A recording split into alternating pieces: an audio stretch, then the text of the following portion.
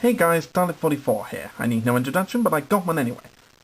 Well, it's the month of December, Christmas is coming, and I was thinking of some kind of video I could do that seems Christmassy. And then I thought I'm working on something Christmassy anyway. So why not do something entirely different? And then I thought about looking at a popular show from my childhood and see if it still holds up. And then it hit me. Why not have a look at Thomas the Tank Engine and Friends? Yes, we all know the show's gone downhill since 2004, and the CGI series can't compete with the classic models. But we still ask each other, wasn't Thomas the Tank Engine and Friends a great part of our childhood? And the answer is yes. Yes, it was.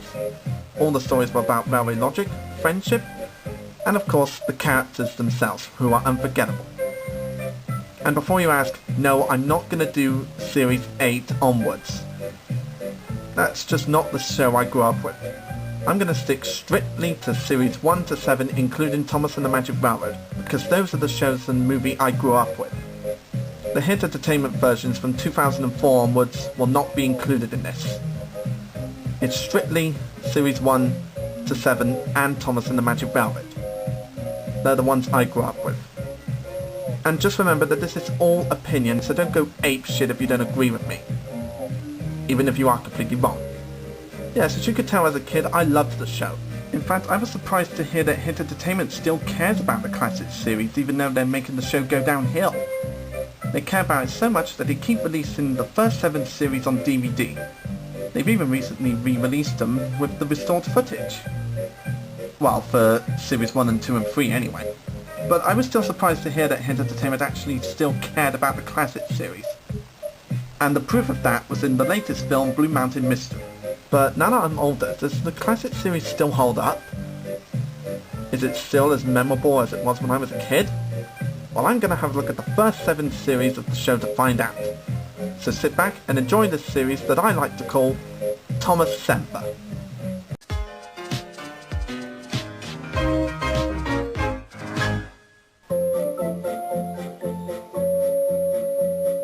So here we go, the first ever series of Thomas the Tank Engine and Friends.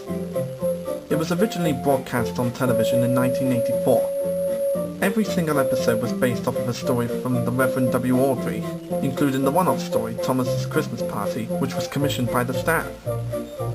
The stories focused mainly on Thomas getting his own branch line and the adventures of the other engines, including Edward, James, Henry, Gordon, Percy and Toby. And they introduced a number of the other characters like Terence the Tractor, Bertie the Bus, and of course the Fat Controller. The first few episodes were mainly showing Thomas's first job when he was pulling coaches for the big engines to take on journeys. But then after some time he gets tired of it and wants to pull his own train. And he gets a couple of chances to do so, but they don't really go very well. And then after an incident where he rescues James after being derailed by the troublesome trucks, he's given his own branch line and 2 coaches called Annie and Clarabelle. And then the rest of the stories are just about him and his friends in their daily lives. It even showed us what the big engines got up to when Thomas left to run his branch line, and how angry they were that they had to shunt their own coaches. Because they spent so many years waiting for Thomas to do it for them. And that comes to one of my favourite episodes, Tenders and Turntables, which was the start of the Troublesome Engine saga, as I like to call it. It just shows that the big engines were used to having the coaches being shunted for them, and that they don't like doing it themselves because they're lazy, or as the coaches said, lazy and slack. So they end up going on strike just to prove to the Fat Controller that they shouldn't have to shunt their own coaches, which was exactly why Percy was introduced in the series. Then the stories after that was just showing Henry's problems, like feeling ill at times. And then we discovered it was because of the coal he was using, so they had him using Welsh coal instead. And then after a crash he had, he was sent to crew where he was given a new shape and a larger firebox. And then after that story we get introduced to Toby the Tram Engine, who was brought to the island of Sodor because of Thomas getting in trouble with an angry police officer. And boy was he angry. Don't be funny. And then the show ended of course with Thomas's Christmas Party, which seems kinda normal for a show like this, ending with a Christmas related episode. Many of the sets from this series would stay on with the show for years, including the Big Station, Wellsworth, Gordon's Hill, Henry's Tunnel, and Tidmouth Sheds, which was just known as The Sheds. In the UK it was narrated by former Beatles drummer Ringo Starr, But then he and American comedian George Carlin later recorded additional narration for the stories for the American audience. And The Flying Kipper is one of the best episodes I've ever seen. In fact, it used to scare me as a kid. Well, mainly the crash scene. I suppose it was because it was set during night, and the way they shot the crash scene was so realistic. And I didn't even notice there was a hand on Henry's tender at the time. But for the time it was really awesome. And plus everybody remembers this episode for the kick-ass Flying Kipper theme. In fact, everybody remembers it so well that almost every YouTuber has tried to do their own version of it, which are really as good as the classic. The music was done by Mike O'Donnell and Junior Campbell, and they kick ass, especially with the main theme. As soon as I heard the main theme for the show, it became very addicting in a good way. I've never heard children's TV show composers as good as them, and, well, I still haven't. Their music really suits the scenes for the episodes, and it creates tension in the runaway crash scenes. So overall, Series 1 still holds up to this day. It has memorable scenes, some of the best music, and some of the funniest lines and stories you will ever see. I always loved Series 1, and I still will.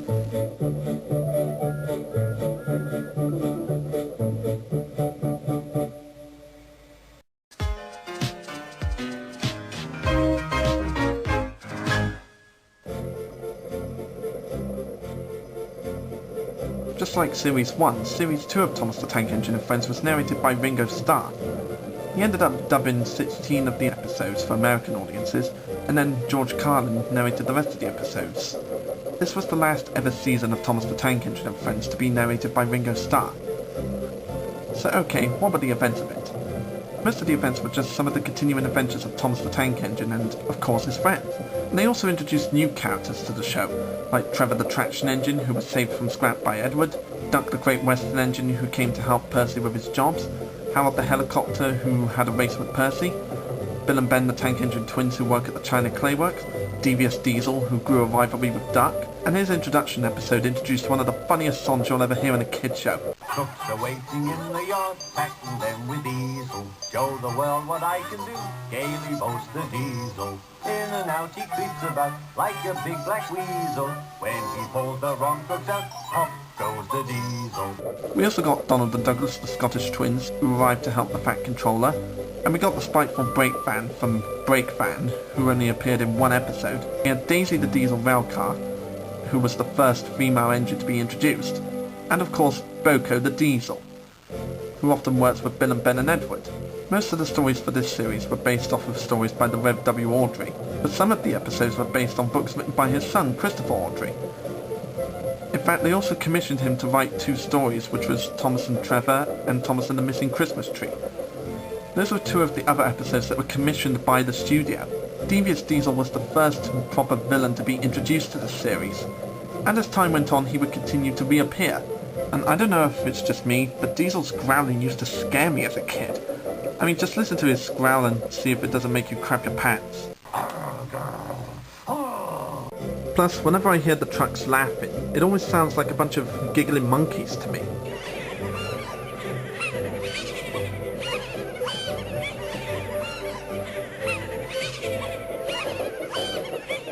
And while we're on the subject of the trucks, they got their model faces like the engines have.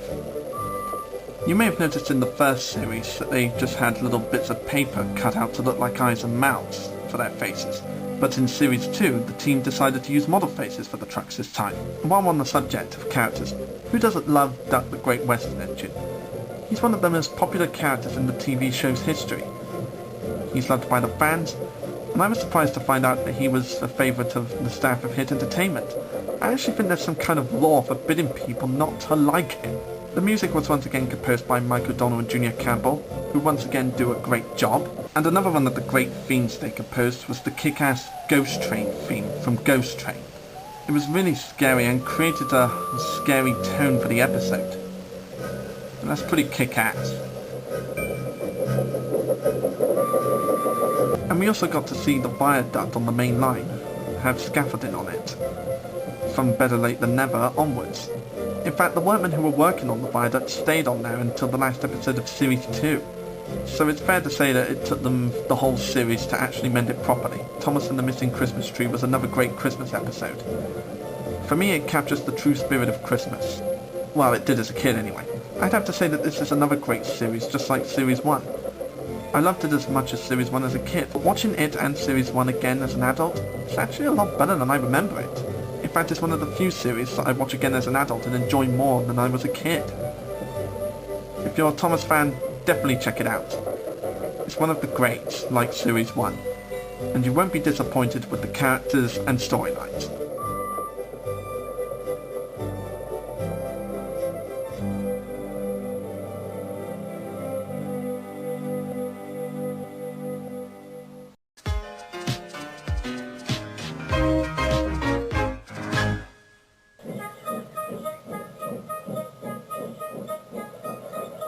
The third series of Thomas the Tank Engine was the first series to have original ideas by Britt Allcroft and David Mitton.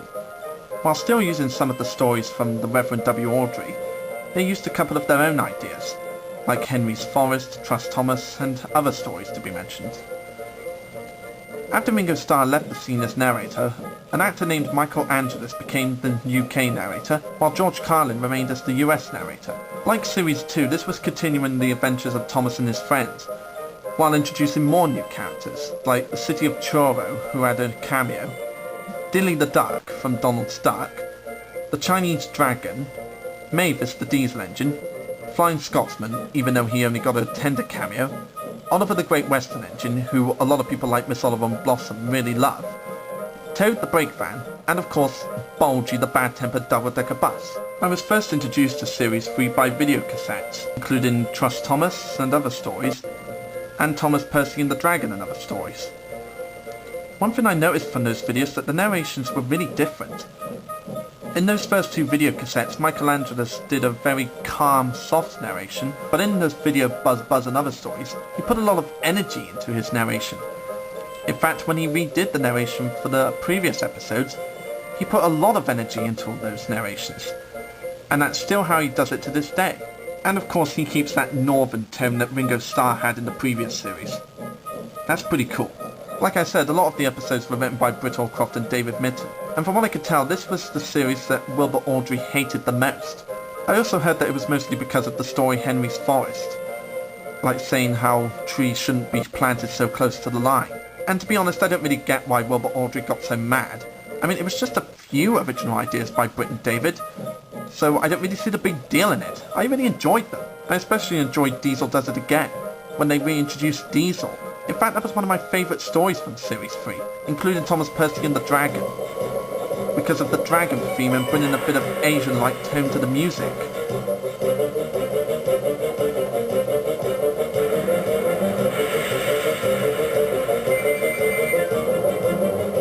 And now that I'm older, I find it kind of cool that Henry loves trees a lot.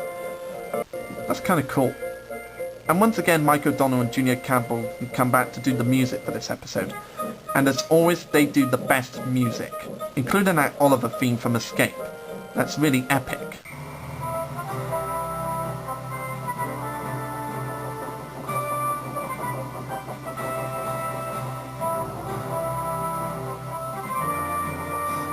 Plus, Bulgy the Double-Decker Bus was the first villain we got who wasn't a steam engine or diesel. He was the first road villain we ever got, and I thought Donald's Duck was really funny. And we get a lot of memorable moments in it, like Percy's scarf, Gordon losing his dome, and Diesel doing it again. From what I've heard on Thomas Wiki, Flying Scotsman was supposed to have a bigger role in tender engines, but due to the budget, they couldn't do the rest of his model on time, so we just got the two tenders. And that was pretty cool seeing Flying Scotsman's two tenders. But now that I'm older, I think it would have been better if we saw Flying Scotsman properly. It would have been nicer to see the finished model. So overall, Series 3 is just as good as Series 1 and 2. I still enjoyed watching the episodes, and the original ideas that Britt and David came up with. If you're a Thomas fan, you're going to love the original episodes. But if you're not a fan of the original ideas and just love the Railway series stories, why would you be watching them in the first place? So in my overall view, this was another great series of Thomas the Tank Engine. It still continues to be one of the most enjoyable series of the show.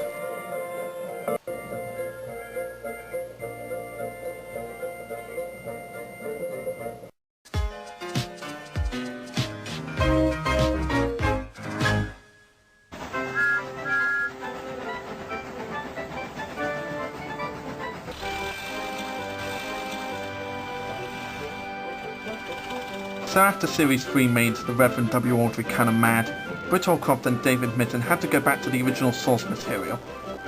Series 4 of Thomas the Tank Engine had a lot more stories from the Awdry family. The main focus of this series was introducing more new characters. So we started off by introducing the Narrowgate engines such as Duke, aka Grandpuff, Peter Sam, aka Stuart, Sir Handel, aka Falcon, Smudger, the first non-Railway series related character, Skarloey, Rheneas, Rusty, and Duncan. And after that we got introduced to more new characters like George the Steamroller, the Refreshment Lady, Nancy the Guard's Daughter, Stepney the Bluebell Engine, Caroline, the Diesel, Scruffy, and Bulstrode. The first half of the series was just introducing the narrow gauge engines and seeing their adventures. Then the middle of the series was to introduce Stepney, an engine who was based off of a live-action engine. And then the rest of it was just more stories about the other engines. And once again Michelangelos narrated the UK episodes while George Carlin narrated the episodes for America. In fact, this was the last ever series that George Carlin narrated for. Most of the stories were based off of stories by Wilbur Awdry, while 3 of the stories were based off Christopher Awdry's stories. Train Stopped Play was one of my favourite episodes.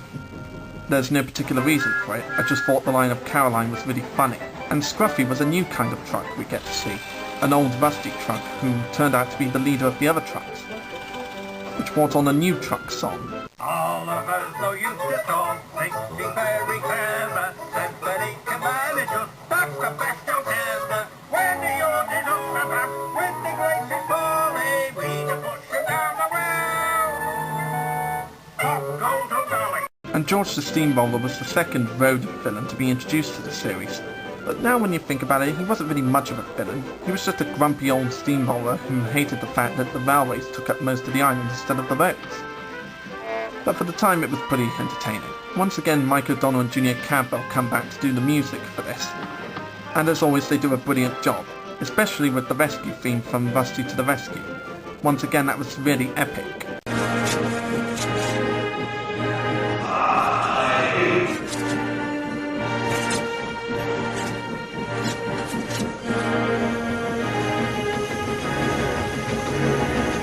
And the stories about the narrow gauge engines were really entertaining.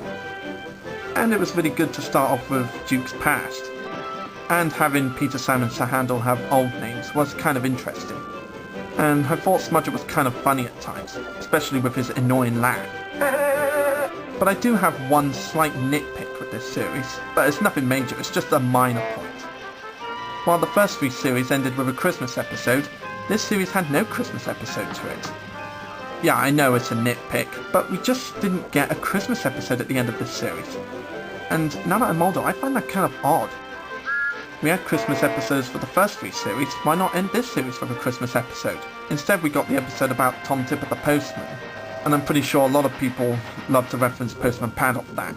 But again, I'm just nitpicking, and that can't hide the fact that this series had some of the best episodes, like the Grandpuff Saga, the Stepney episodes, and Pink Pots and Queens, which I consider to be one of the best Thomas the Tank Engine episodes of the series. Why? Because the Queen of friggin' England came to visit. And you can't beat that royal theme that Mike and Junior made.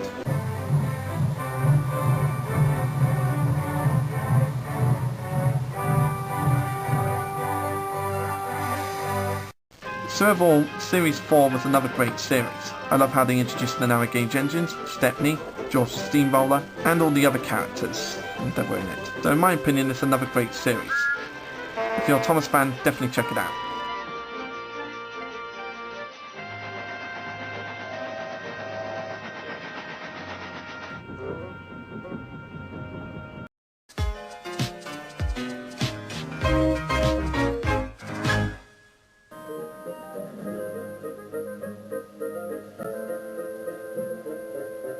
And now we come to the big one. Thomas the Tank Engine and Friends Series 5, considered to be another one of the best Thomas the Tank Engine series. This series was put into production after the Reverend W. Awdry passed away. So as you can imagine, Britt Allcroft and David Mitton got the rights to the show and decided to write more of their own stories. This series was once again narrated by Michelangelos in the UK, and after George Carlin left the scene, Alec Baldwin narrated the American episodes, and this was the last series of Thomas to be produced by Britt Allcroft. Because this series had original stories, We got more original characters such as Cranky the Crane, the Horrid Lorries, Butch the Breakdown Vehicle, the Fat Controller's mother, the Ram, Old Bailey the Fogman, Derek the Diesel aka Patsman, Arian Burt, Bertram the Old Warrior, Old Slow Coach, Tiger Moth, Thumper, and the Boulder. Watching all the Thomas the Tank Engine series as a child, this is one of the darkest series I've ever seen. And I'm definitely not talking about CGI dark. I'm obviously talking about the dark stories they have. As I mentioned before, they have happy stories like Happily Ever After, Make Someone Happy, and Sir Topham Hatt's Holiday. But the rest of the stories push the boundaries of the past series. They're actually a lot more threatening.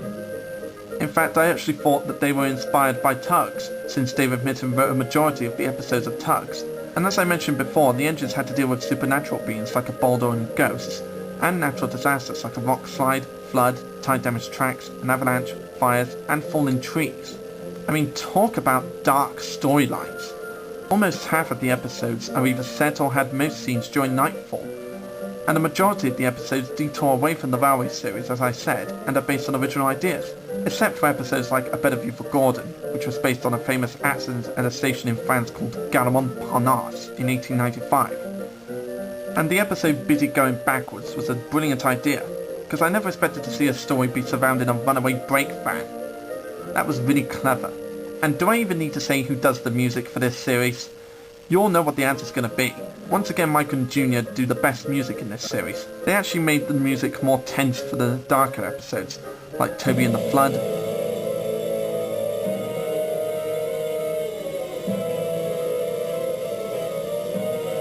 Put Upon Percy,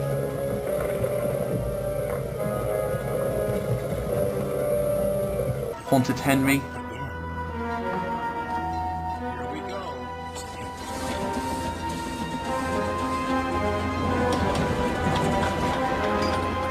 Busy Going Backwards,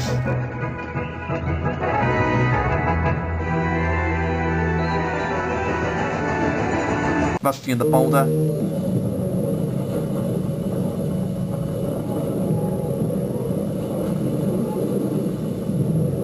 Duncan Gets Spooked,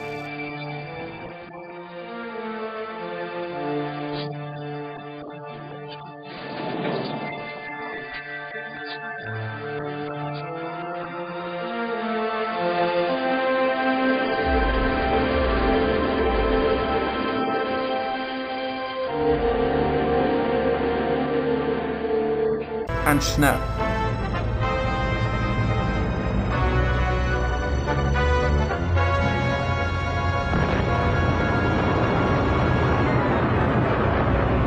As a kid, I liked Series 5 okay, but watching the Series 5 again as an adult, like Series 1 and 2, it's actually better than I remember it. Most of the stories were dark, they detour away from the Railway series, and they're based on original ideas.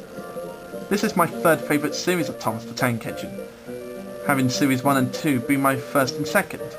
If you're a major fan of the TV series, definitely go and check it out. You'll be very satisfied with the original stories, and if you're into original stories, you're really gonna love this one. So I definitely say go and buy it on DVD.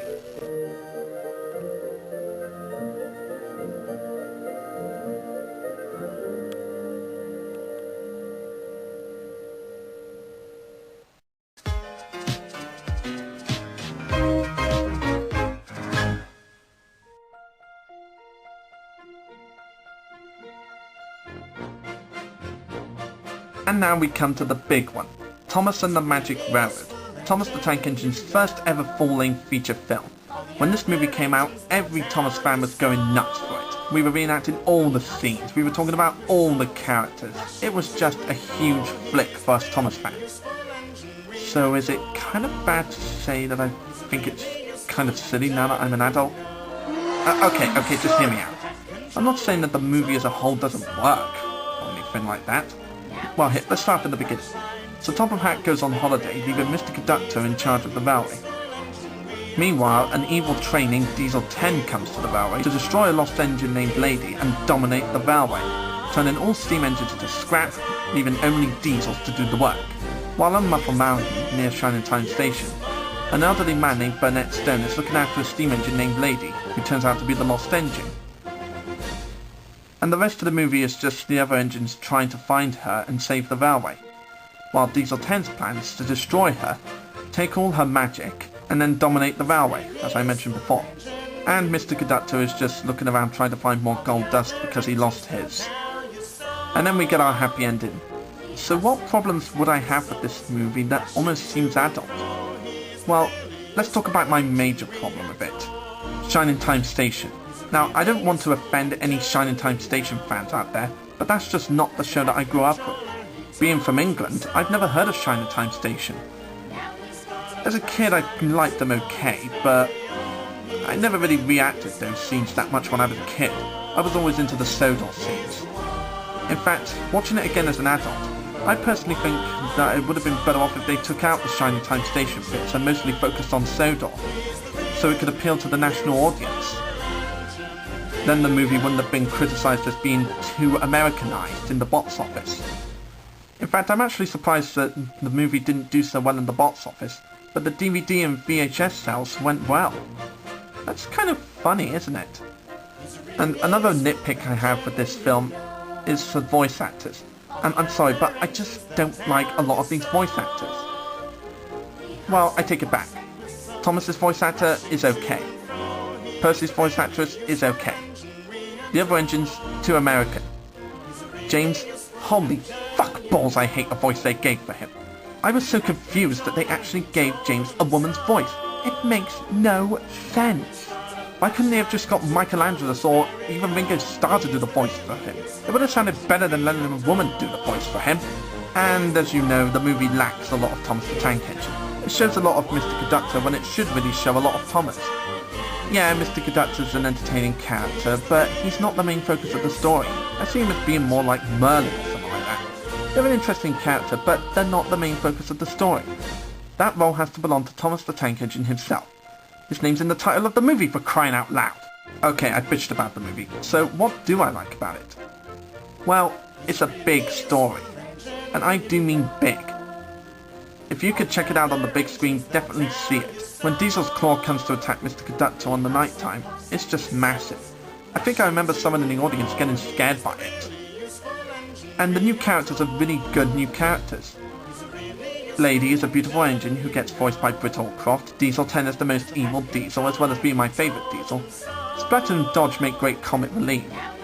I'm not a huge fan of the human characters, but I stomach them okay. I get entertained by Mr. Conductor every now and then. And from what I heard on Sodor Island forums, there was originally going to be an uncut version of the film, like with the film being longer and all that other stuff.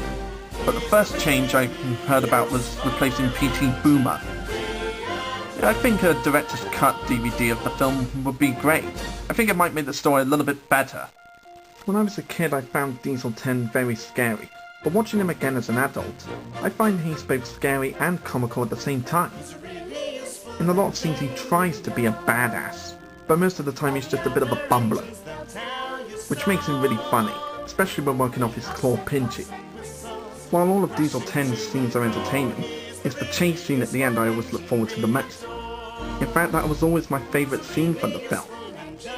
I loved it so much that I actually used to reenact it as a kid in playgrounds. I always used to be Diesel 10 at those times. I loved it that much. And why not? It's a really good chase scene, especially when Diesel 10 meets his demise on the viaduct. And the songs are really good songs. Be it either Shining Time, I Know How You Must Feel, Sunny Sunday, the orchestra version of Really Useful Engine, and Locomotion. In fact, the orchestra version of Really Useful Engine was really, really good. I was surprised that they actually did an orchestra version of that original song. And I'm not really sure why they shortened it, but I like it anyway. You get what you're given. And the music in this film is so charming and yet so threatening at times that I actually thought it was Mike O'Donnell and Junior Campbell. I actually thought that they came back to do the music for this film. But no, it's just done with the exact same spirit and the exact same heart.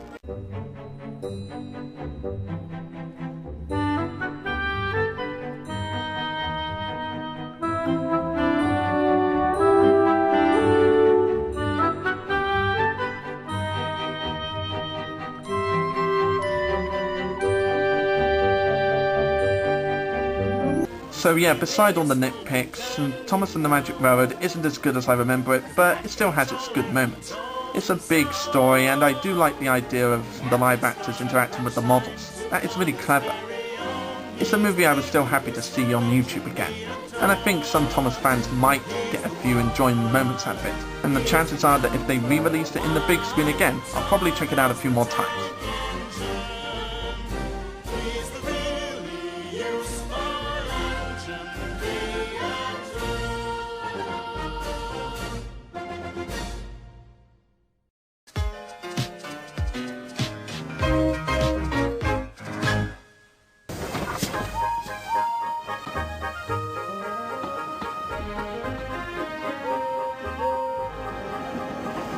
So after Thomas and the Magic Railroad gave a disappointing turnout at the box office, Britt Croft was removed from the creative side of Thomas the Tank Engine and Friends during the filming of the 6th season. Michael Angelis narrated the UK episodes, while Alec Baldwin continued to narrate the American episodes.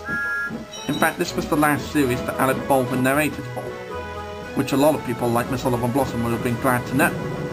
Like Series 5, Series 6 was based on original ideas. So we got non-railway series related characters like Salty the Dockyard Diesel, Harvey the Crane Engine, Elizabeth the Vintage Lorry, which is a bit of a bitch, Cyril the Fogman, Mrs. Jenny of the Pack, Jack, Oliver, no, not that Oliver, Byron, Isabella, Kelly, Alfie, Max, Ned, Farmer McCall, and Alicia Botti.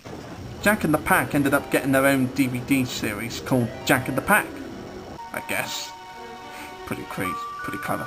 And this series also had the return of Devious Diesel and Arian Burt, who were given a proper introduction in this series. And one nitpick I kind of have for this series is the fact that Arian Burt were toned down in this series. When they were first introduced in Series 5, they were quite dark and vicious and really wanted to scrap all steam engines like Stephanie. But in this series they're just a bunch of mischievous jackasses who like to play tricks on steam engines. But nitpicking aside, this was another great series, I reckon. It had some great stories, great writing, the characters were really interesting, and A Bad Day for Harold was one of my favourite episodes because it was the first time we get to see Harold have an accident. Normally when you see Harold the helicopter, he's normally flying around and saving everyone. But this is the one episode where he actually gets to have an accident. Now that is really rare. They also created another scary episode called Scare the Engine. And I thought the atmosphere of the smelter's yards was really scary. Especially the music they made for it. And like I said, we had some good writers in, like Brian Truman from Wind in the Willows, who wrote Middle Engine and Twin Trouble. And those were two of the best stories in my opinion. Also, I can't get enough of the crashing Gorton Takes a Tumble.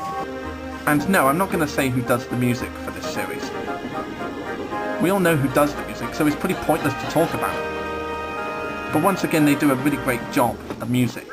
And the one character I really don't like that much in this series is Elizabeth the Vintage Lorry. I just find her to be a bit of a bitch. I mean, she's always being rude to steam engines. She even takes the mick out of the Fat Controller's driving. Though I gotta admit that was kind of funny. And this series also had the return of the narrow gauge engines, minus Duke and Sir Handel once again. Don't know why. And the episode No Sleep for Cranky was another one of my favourite funny episodes. Because it was really funny to see Cranky just, well, being cranky. And Thomas and the Jet Engine was another great episode, because I can't get enough of the chase scene at the end. Especially the way Thomas greets Gordon. Hi Gordon, bye Gordon. And one thing I noticed from Series 6 was that a lot of the episodes were based around winter. And the best one of all in my opinion was Jack Frost, because I thought it was really funny to see Percy looking like an icicle. And it's funny how James is all tough and not scared of Scary Jack Frost at first, but then when he sees Percy looking like Scary Jack Frost, he runs away like the wind. Now that's really hilarious, and I watched that over and over again. So overall, Series 6 isn't really one of the best series of Thomas the Tank Engine, but it's still enjoyable. If you're a Thomas fan, you'll definitely love it. So yeah, go check it out.